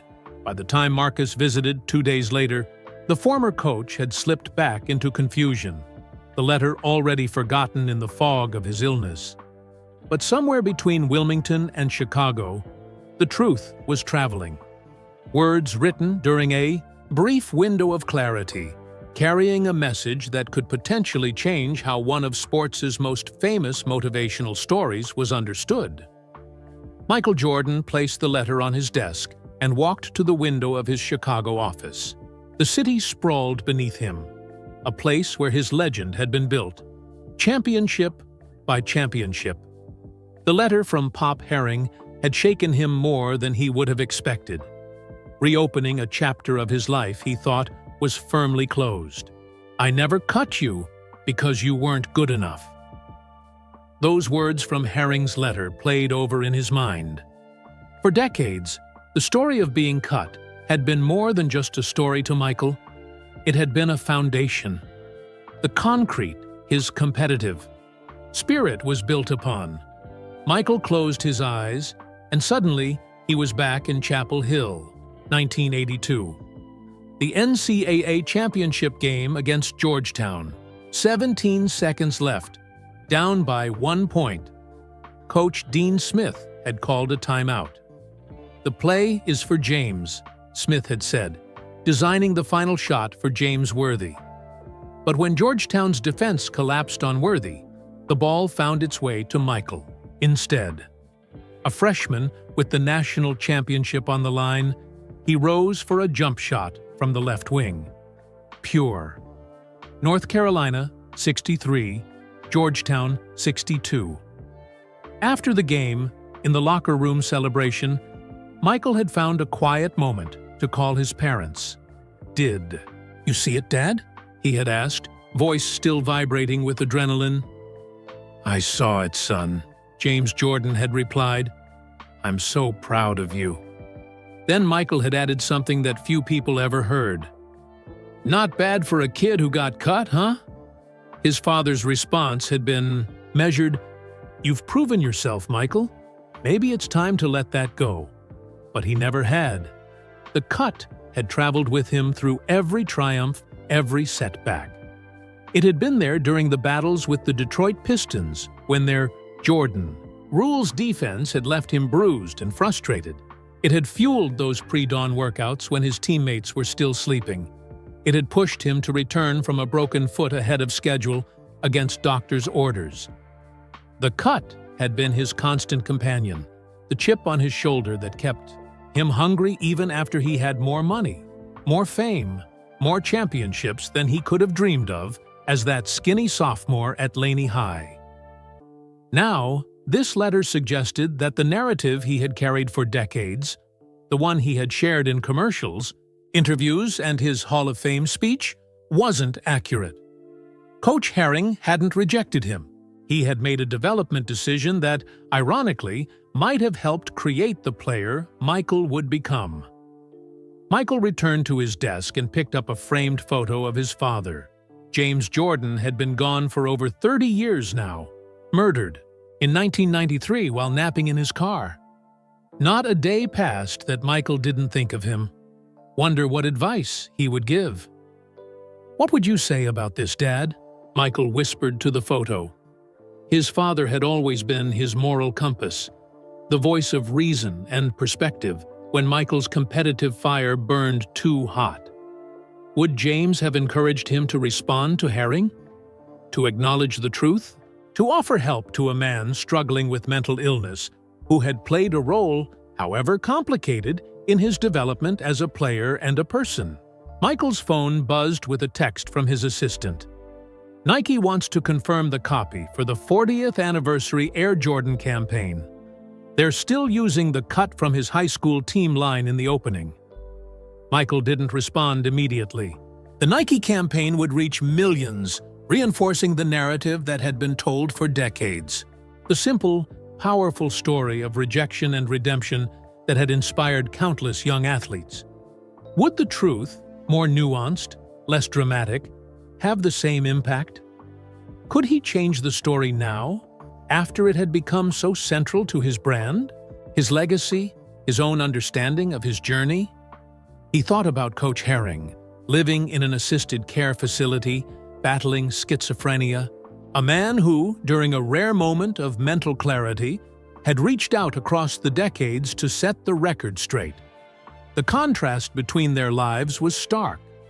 Michael lived in mansions, owned an NBA team, had a net worth of billions.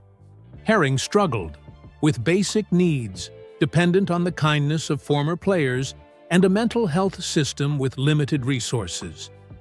He thought about his own children, now adults themselves. What lesson would his response to this letter teach them? That winning and the stories we tell about winning are all that matter? Or that truth and compassion should factor into the equation as well? Michael's mind drifted to another memory. His first game back in the NBA after his initial retirement. October 1995. He had struggled, showing rust after nearly 2 years away from basketball. In the locker room afterward, a reporter had asked if he regretted returning. "I didn't come back to be mediocre," Michael had snapped, the fire evident in his eyes. That fire, the need to prove people wrong, to be the best, had defined him. But had it also limited him in ways he was only now beginning to understand? The letter from Herring had arrived at a unique moment in Michael's life. At 58, he had accomplished everything he had ever dreamed of in basketball. His competitive needs were now channeled into business, ownership of the Charlotte Hornets, and occasional high-stakes golf matches. For the first time, he had the space to reflect on his journey with some perspective. To consider that the stories we tell ourselves, while powerful motivators, might not always align perfectly with reality. Michael picked up the letter again, reading the shaky handwriting that revealed both Herring's physical struggle and his determination to communicate. "I never told you my thinking back then. Maybe I should have." Had Coach Herring tried to explain his decision back in 1978? Had teenage Michael been too hurt, too angry to listen?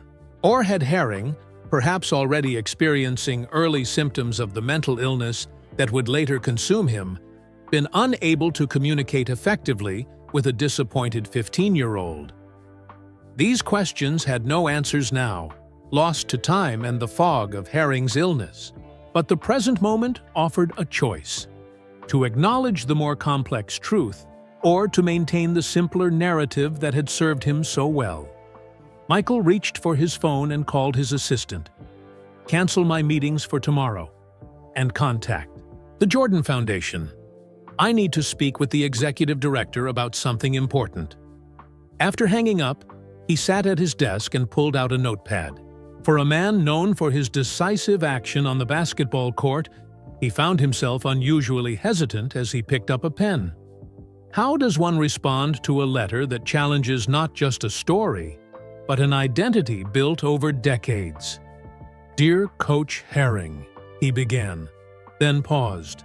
The words didn't come easily. For the first time in years, Michael Jordan found himself in unfamiliar territory, not knowing exactly what his next move should be. 3 days after receiving Coach Herring's letter, Michael Jordan's private jet touched down at Wilmington International Airport. No media had been alerted. No fanfare awaited the NBA legend as he stepped onto the tarmac of his hometown. Michael had chosen to make this journey alone, without the entourage that typically surrounded him. Dressed in jeans, a simple button-down shirt, and sunglasses, he slipped into a waiting black SUV. "Good to have you home, Mr. Jordan," said the driver, a local man who had been arranged through discreet channels. "Where to first?"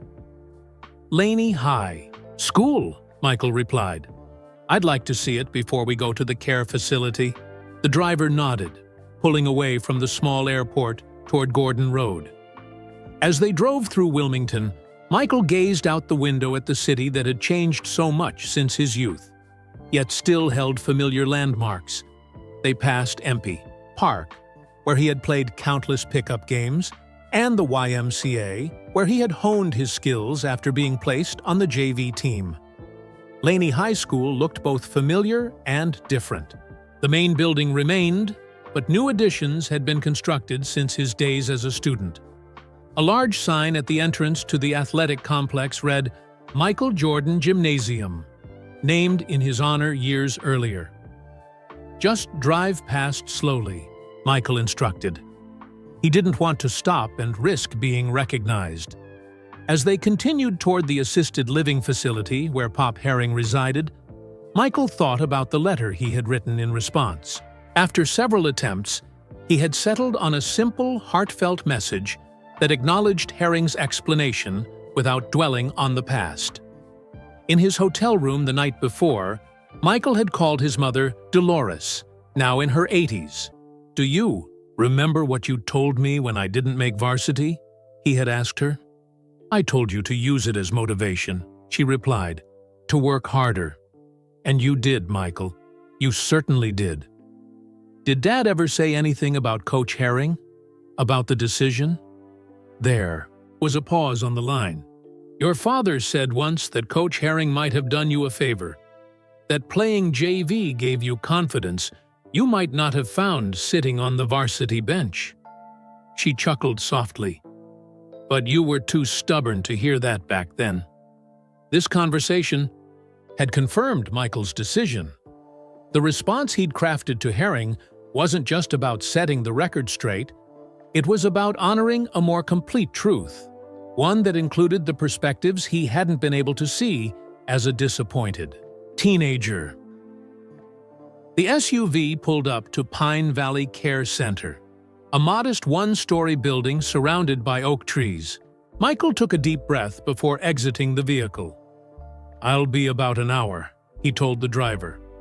Inside, he was met by Marcus Washington, who had arranged this private visit after receiving Michael's call.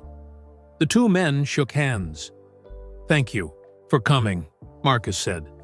"This will mean a lot to him, if he's clear enough to understand today." "How is he?" Michael asked, as they walked down a quiet hallway. "It's a good day," Marcus replied. "The new medication has been helping." He was lucid. "This morning when I told him you might visit, though I didn't promise anything in case you changed your mind." They stopped outside room 23, a coincidence that wasn't lost on Michael. "Before we go in," Marcus said quietly, "you should know that he might not recognize you immediately, and he might shift between clarity and confusion. The schizophrenia affects his ability to stay focused sometimes." Michael nodded. "I understand." Herring was sitting by the window when they entered. much as he had been when dictating the letter to Michael. At 74, he looked fragile, his once athletic frame diminished by age and illness, but his eyes brightened with recognition as Michael approached. "Michael Jordan," Herring said, his voice stronger than Marcus had expected. "You got tall, son." Michael smiled, taking the seat across from his former coach. "Hello, Coach Herring. It's been a long time." "You got my letter," Herring stated. "Not a question." "I did. Thank you for writing to me. It gave me a lot to think about." Marcus quietly excused himself, giving them privacy while remaining visible through the doorway in case Herring needed assistance. For 20 minutes, the two men talked. Their conversation was sometimes halting as Herring's thoughts occasionally wandered, but there were moments of remarkable clarity when the former coach spoke incisively about basketball, about coaching philosophy, about the importance of development in young players. Michael listened more than he spoke, giving Herring the space to share his perspective on that pivotal decision from 1978.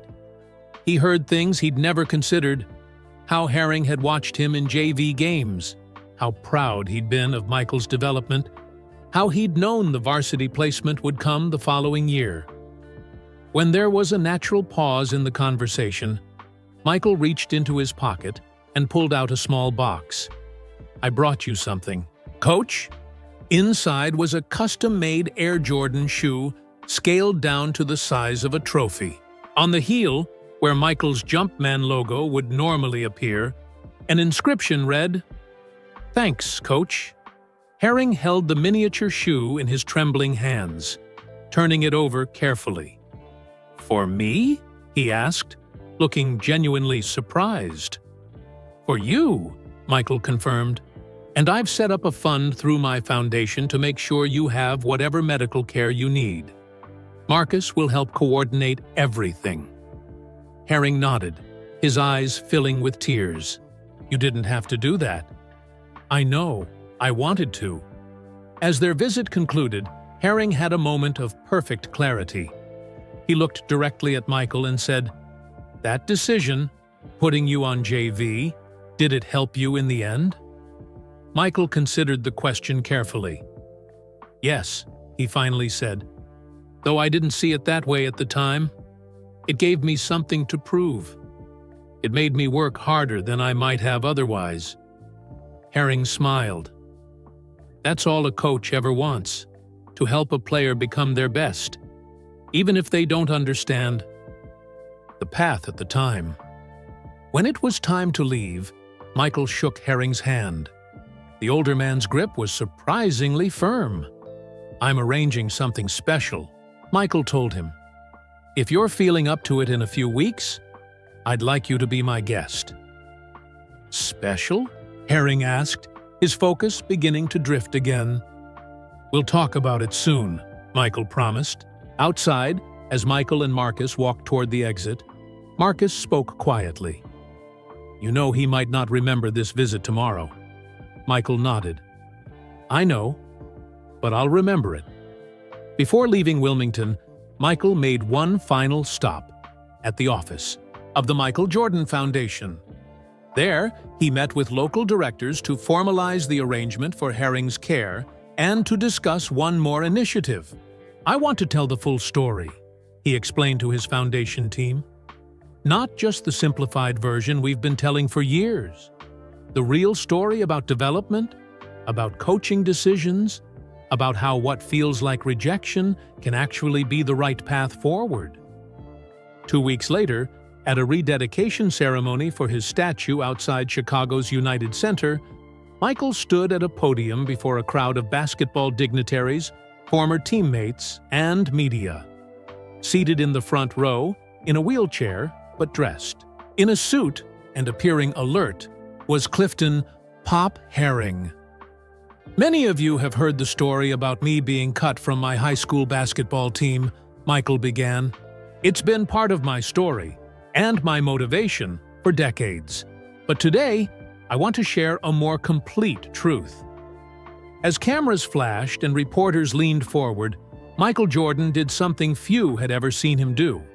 He revised a central narrative of his legendary career, giving credit to the high school coach, whose developmental decision had helped create the greatest basketball player of all time. The simplified story of rejection had made for better commercials, better sound bites. But the truth about coaching, development, perception, and growth made for a better legacy. As Michael concluded his remarks, he looked directly at Coach Herring. Sometimes what feels like our greatest disappointment becomes our greatest motivation. And sometimes the people we think are standing in our way are actually showing us the path forward. Coach Herring, in a moment of complete clarity, smiled and nodded his understanding. Two men finally at peace with a story that had defined them both in ways neither could have imagined on that October morning in Wilmington so many years ago. We hope you enjoyed this emotional journey, exploring how a single decision shaped two lives in dramatically different ways. Where are you listening from? Drop your location in the comments below. If you enjoyed this story, please take a moment to like this video and subscribe to our channel. We share inspiring stories like this one every week that highlight the power of understanding, forgiveness, and personal growth. Don't forget to share this video with friends and family who might appreciate it. Spreading these messages of kindness and awareness helps create a more compassionate world, one story at a time. Until next time.